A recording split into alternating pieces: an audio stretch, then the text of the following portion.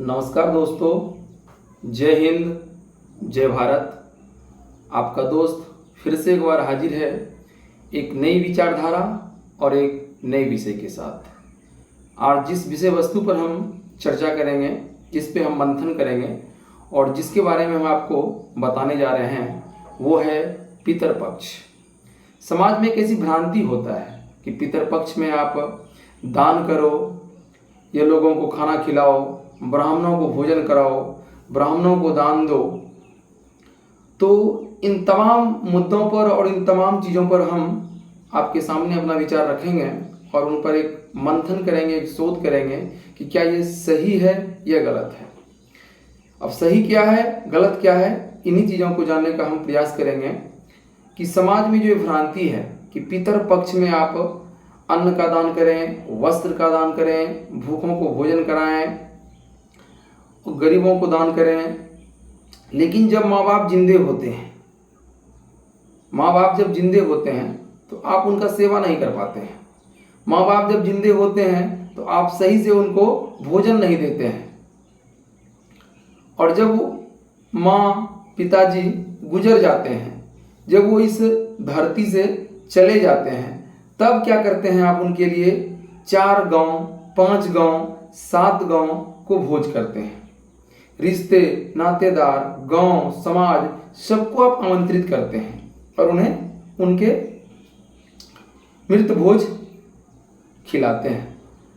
अब यहाँ पर समझने का ये बहुत बड़ा टॉपिक है कि जो आदमी जीते जी अपने पिताजी या अपने माताजी का सेवा नहीं कर पाया, उनका पुण्य फल नहीं ले पाया, उनका आशीर्वाद नहीं ले पाया, माँ बाप का सेवा करके उनके कर्ज से थोड़ा हल्का नहीं हो पाया, वो आदमी मरने के बाद जो है 7 बस्ती को भोज करके खिलाता है। और जब पितरपक्ष आता है तो उसमें बोलता है कि गरीबों को वस्त्र दान दो, ब्राह्मणों को भोजन कराओ, इससे आपके पितर जो है वो खुश होंगे। समाज में फैली इस भ्रांति को आप समझने का प्रयास कीजिए कि जिसको आप जीते जी नहीं संतुष्ट कर पाए, जिसको आप जीते जी नहीं संतुष्ट कर पाए, क्या उसको मरने के बाद संतुष्ट कर पाएंगे? जीते जी आप अपने मम्मी और पिताजी के थाली में 1 चम्मच घी नहीं दे पाए, दाल में 1 चम्मच घी नहीं खिला पाए, और मरने के बाद जो है उनके शरीर में 5 किलो घी का लेप लगा रहे हैं।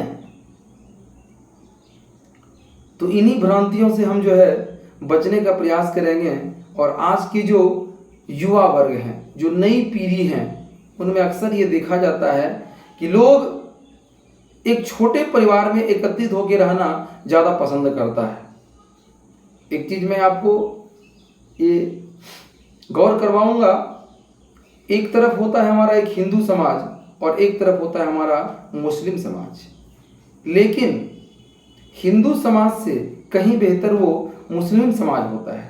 उनमें आप देखिएगा नहीं कभी कि उनके माँ और बाप वृद्धाश्रम में जाते हैं, क्योंकि उनमें जो होता है एक सामूहिक परिवार को एकत्रित करके जीने की परंपरा होती है। वो लोग 8, 10, 12, 20, 25 लोगों के समूह में जीने का प्रयास करते हैं और उन्हें वो चीज़ अच्छा लगता है। एक समूह में, एक परिवार में चाचा, ताऊ, चाची, नानी, काका, काकी सब मिल के एक साथ रहना पसंद करते हैं। लेकिन हमारे हिंदू समाज में क्या है कि मैं, मेरी पत्नी और मेरे बच्चे, जबकि जो वृद्ध माँ है और वृद्ध पिताजी हैं, उनका भी ये अधिकार है कि जब हम वृद्ध हो जाएं तो हमारे भी बेटे और बेटियां हमारी सेवा करें।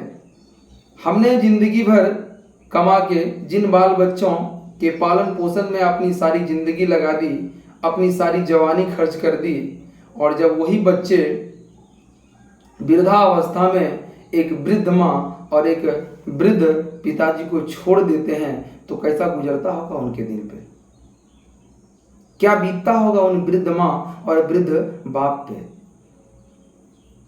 तो मेरे दोस्तों, मैं यही कहना चाहूँगा कि जीते जी माँ और बाप का आप जितना सेवा करें वो आपको बहुत ज़्यादा पुण्य देगा। देहांत हो जाने के बाद, स्वर्गवास हो जाने के बाद, मृत हो जाने के बाद आप जो है करोड़ों का दान करें, आप करोड़ों को खाना खिलाएं, करोड़ों का वस्त्र दान करें, उससे कुछ फायदा नहीं होगा आपके पितृपक्ष को, आपके पितरों को कोई फायदा नहीं होगा। क्योंकि जीते जी आपने उन्हें भूखा रखा, जीते जी आपने एक गिलास पानी नहीं पिला पाए, और मरने के बाद जो है आप सारे संसार को खिला रहे हैं।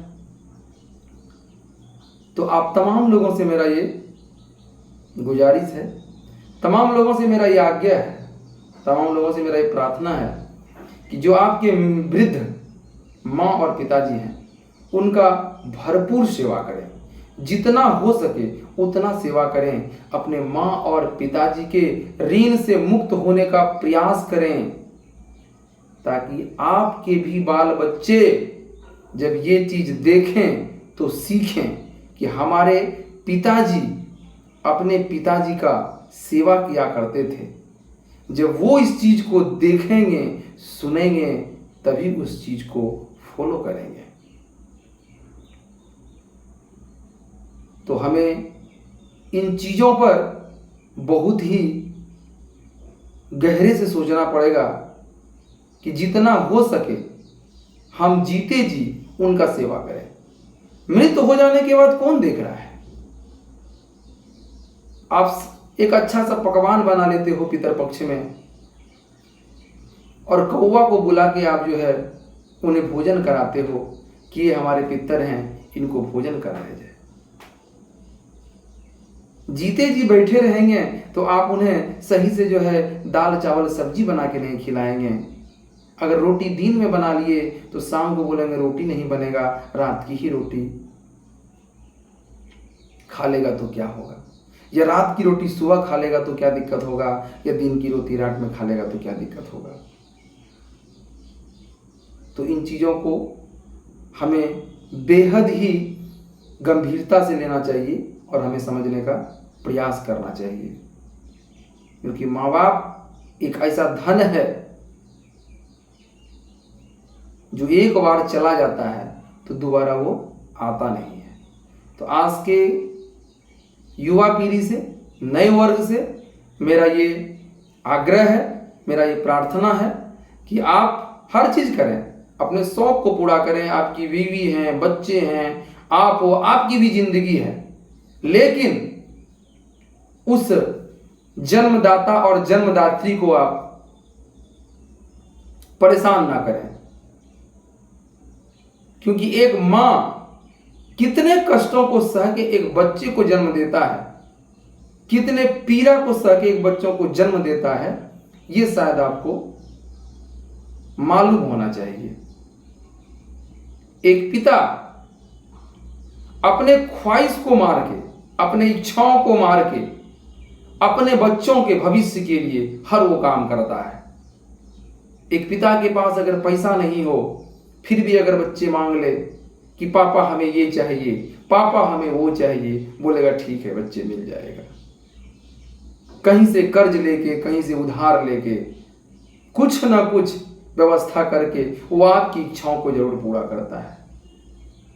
तो मेरा आप तमाम लोगों से ये आग्रह है कि आप अपने वृद्ध माँ और पिता का सहारा जरूर बने और जीते जी जितना हो सके सेवा करें। पितर पक्ष में आप धन, संपत्ति और जो भी चीजें हैं आप कर रहे हो, अच्छी बात है, लेकिन जीते जी जो है करने का प्रयास करें। जीते जी आपने कुछ किया नहीं और मरने के बाद जो है आप सोना और चांदी दान कर रहे हैं। अगर आप जीते जी कुछ कर लें तो बाद में अगर कर रहे हैं तो ठीक है, अपने पितरों को खुश कर रहे हैं तो ठीक है, लेकिन जीते जी तो कर लें। तो आप तमाम लोगों से मेरा ये आग्रह है कि इन चीज़ों पे ध्यान दें और दुनिया का जो सबसे मूल्यवान चीज़ है माँ और बाप, उनकी सेवा जरूर करें।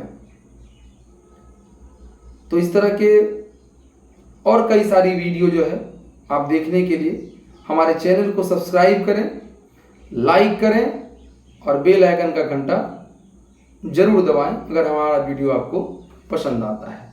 जय हिंद, जय भारत।